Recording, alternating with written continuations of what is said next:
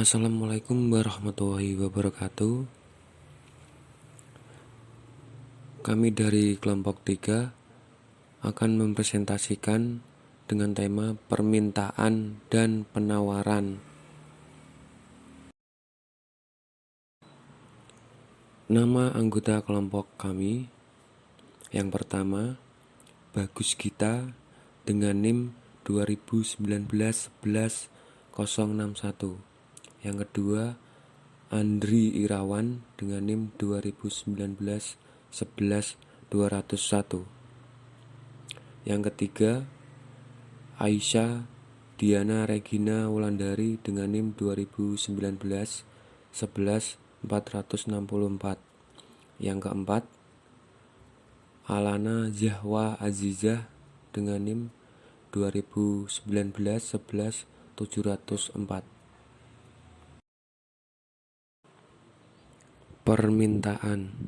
Definisi permintaan: suatu proses meminta barang atau jasa dalam jumlah tertentu dengan tujuan akan dibeli dengan harga yang telah ditetapkan atau disepakati selama periode waktu tertentu.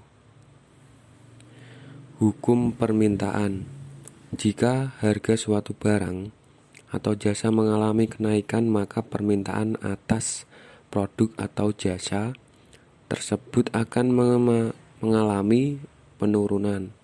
Sebaliknya, jika harga suatu barang atau jasa mengalami penurunan, maka permintaan atas produk atau jasa tersebut mengalami kenaikan.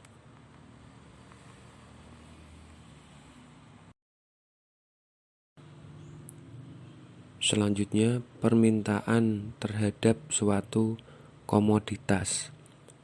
Permintaan individual terhadap suatu komoditas. Permintaan timbul karena adanya keinginan konsumen atau hasrat dan kemampuan konsumen tersebut atau berupa pendapatan untuk membeli suatu komoditas. Teori permintaan konsumen atau customer demand theory yaitu jumlah komoditas yang diminta merupakan suatu fungsi dari atau bergantung pada harga komoditas tersebut. Pendapatan konsumen, harga komoditas yang berhubungan atau komplementer maupun substitusi, dan selera konsumen.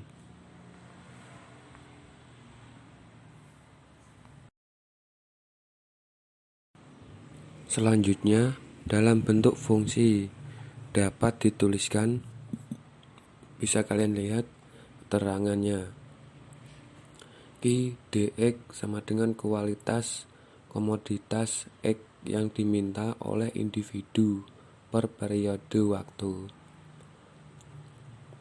Px sama dengan harga per unit komoditas X. I sama dengan pendapatan konsumen.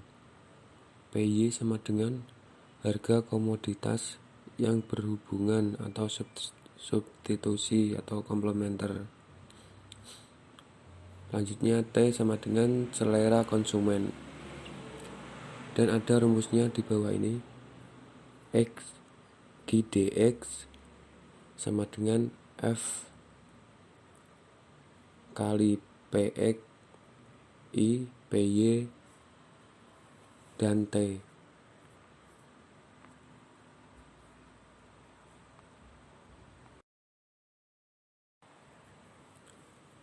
Selanjutnya di sini permintaan vs pendapatan.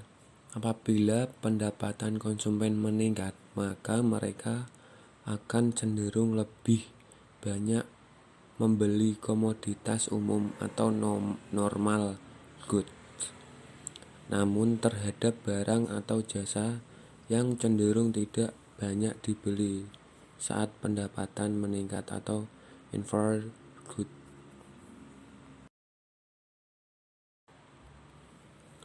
Dan selanjutnya, kurva permintaan individual.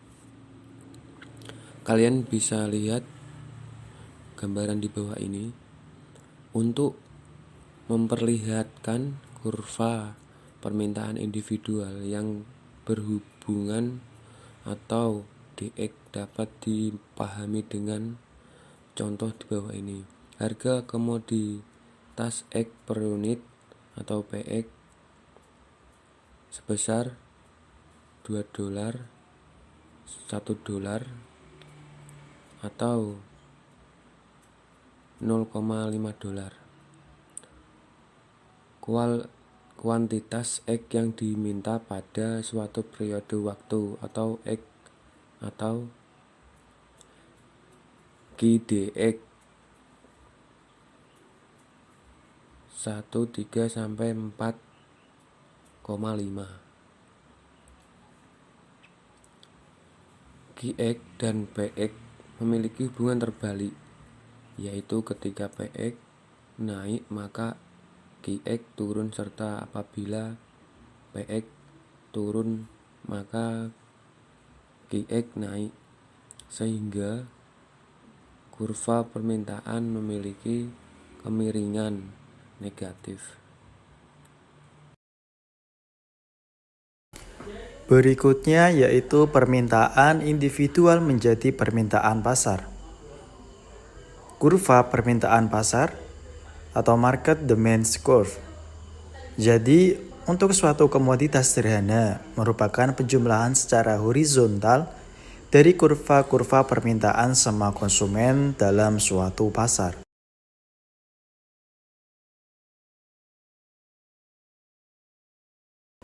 Selanjutnya, efek permintaan pasar.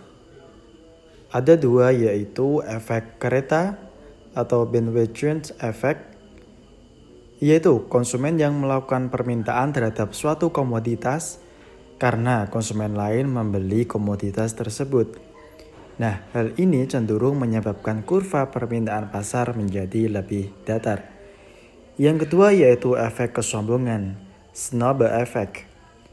Banyak dari konsumen yang berusaha tampil berbeda dan eksklusif dengan meminta lebih sedikit komoditas yang banyak diminta oleh konsumen lain. Hal ini menyebabkan kurva permintaan pasar menjadi lebih curam. Dengan rumus fungsi permintaan pasar, QDX sama dengan F kali PX N I PY T. Selanjutnya yaitu permintaan yang dihadapi oleh perusahaan. Jadi permintaan terhadap komoditas yang dihadapi perusahaan bergantung pada ukuran permintaan pasar atau industri terhadap komoditas tersebut, berbentuk organik industri dan jumlah perusahaan yang ada. Selanjutnya yaitu fungsi permintaan yang dihadapi oleh perusahaan. Dengan rumus QX sama dengan alfa O plus alfa 1 PX plus alfa 2N plus alfa 3I plus alfa 4 PY plus alfa 5T dan seterusnya. Dengan keterangan QD sama dengan kuantitas komoditas X per satuan waktu yang dihadapi oleh perusahaan. Alfa sama dengan koefisien yang akan mengestimasi permintaan. P sama dengan harga per unit komoditas X. N sama dengan jumlah konsumen di pasar. I sama dengan pendapatan konsumen. P sama dengan harga komoditas yang berhubungan. Dan T sama dengan selera konsumen. Selanjutnya yaitu elastisitas permintaan terhadap harga. Elastisitas permintaan merupakan suatu pengukuran kuantitas yang menunjukkan sampai di mana besarnya pengaruh perubahan harga terhadap perubahan permintaan. Elastisitas titik terhadap harga. Elastisitas harga merupakan nilai perbandingan antara persentase perubahan jumlah yang diminta dengan persentase perubahan harga. Rumusnya adalah yang pertama, EP sama dengan delta Q per Q dibagi delta P per P, atau delta Q dibagi delta P dikali Q dibagi P. Yang kedua, EP sama dengan alfa Q dibagi alfa P dikali P dibagi Q. Yang ketiga, EP sama dengan alfa 1 dikali P dibagi Q. Keterangannya adalah P merupakan harga komoditas, Q merupakan jumlah komoditas yang diminta, serta alfa merupakan koefisien estimasi, dapat dilambangkan dengan delta Q atau delta P. Faktor-faktor yang mempengaruhi elastisitas permintaan terhadap harga. Yang pertama, ukuran elastisitas permintaan semakin besar apabila semakin dekat atau semakin banyak jumlah komoditas yang mampu mensubstitusinya. Yang kedua, semakin sempit suatu komoditas didefinisikan, maka semakin besar elastisitas terhadap harga, karena semakin banyak jumlah komoditas yang melakukan substitusi. Yang ketiga, elastisitas permintaan akan menjadi lebih besar apabila konsumen membutuhkan waktu yang lebih lama untuk merespon perubahan harganya. Yang keempat, respon dalam kuantitas yang diminta akan menjadi lebih besar pada jangka panjang dibandingkan pada jangka pendek. Elastisitas terhadap pendapatan. Yang pertama, elastisitas pendapatan busur dapat dirumuskan dengan EI sama dengan delta Q dibagi delta I dikali I2 ditambah I1 per 2 dibagi Q2 ditambah Q1 per 2. Atau Q2 dikurangi Q1 dibagi I2 dikurangi I1 dikali I2 dikurangi I1 dibagi Q2 dikurangi Q1. Yang kedua, elastisitas pendapatan titik dapat dirumuskan dengan EI sama dengan delta Q per Q dibagi delta I per I, atau delta I dibagi delta P dikali P dibagi I. Yang ketiga, persamaan linear dapat dirumuskan dengan alfa 1 dikali I dibagi Q. Dalam permintaan, tingkat pendapatan merupakan determinan yang penting. Untuk hampir semua komoditas yang ada, peningkatan pendapatan mengakibatkan meningkatnya permintaan akan komoditas sehingga EI menjadi positif. Elastisitas silang terhadap harga. Untuk mengukur kepekaan perubahan permintaan akan komoditas X terhadap perubahan harga dari komoditas Y dapat dirumuskan dengan yang pertama, elastisitas silang titik. EXY sama dengan delta QX per QX dibagi delta PY per PY, atau delta QX dibagi delta PY dikali PY dibagi QX. Yang kedua, persamaan linear. EI sama dengan alfa 1 dikali PY dibagi QX. Yang ketiga, elastisitas silang busur. EI sama dengan delta QX dibagi delta PY dikali PY2 ditambah PY1 per 2 dibagi QX2 ditambah QX1 per 2. Atau QX2 dikurangi QX1 dibagi PY2 dikurangi PY1 dikali PY2 ditambah PY1 dibagi QX2 ditambah QX1. Hal yang perlu diperhatikan dari elastisitas silang terhadap harga adalah yang pertama, apabila nilai EXY bernilai positif, maka komoditas X dan Y adalah barang substitusi, karena peningkatan PY menyebabkan peningkatan QX. Yang kedua, apabila EXY bernilai negatif, maka komoditas X dan Y adalah barang komplementer, karena kenaikan PY mendorong pengurangan QX. Yang ketiga, apabila nilai EXY mendekati 0, maka X dan Y adalah komoditas yang tidak berhubungan. Perusahaan sering menggunakan konsep ini untuk mengukur efek dari perubahan harga dari suatu produk yang mereka jual terhadap permintaan produk lain yang berhubungan dan juga dijual oleh pesaing. Penawaran. Definisi penawaran. Proses menawarkan barang atau jasa yang tersedia dari produsen kepada konsumen dengan tingkat harga tertentu yang sudah ditetapkan sebelumnya selama periode waktu tertentu. Hukum penawaran. Jika harga suatu barang atau jasa mengalami kenaikan, maka jumlah barang atau jasa yang ditawarkan akan semakin tinggi juga. Sebaliknya, jika harga suatu barang atau jasa mengalami penurunan, maka jumlah barang atau jasa yang ditawarkan akan semakin rendah. Hukum tersebut akan berlaku apabila faktor-faktor yang mempengaruhi penawaran bersifat tetap.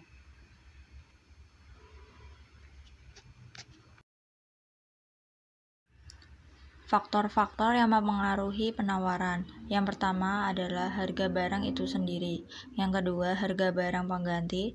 Yang ketiga, biaya produksi. Yang keempat, kemajuan teknologi. Yang kelima, pajak. Dan yang keenam, perkiraan harga di masa depan. Kurva penawaran. Kurva penawaran merupakan suatu kurva yang menunjukkan hubungan di antara harga suatu barang tertentu dengan jumlah barang tersebut yang ditawarkan. Apabila suatu penawaran mengalami pertambahan yang diakibatkan oleh faktor-faktor di luar harga, maka kurva supply akan bergeser ke atas. Apabila berkurang, maka kurva supply akan bergeser ke kiri atas. Harga pasar ditentukan melalui mekanisme pasar. Elastisitas penawaran.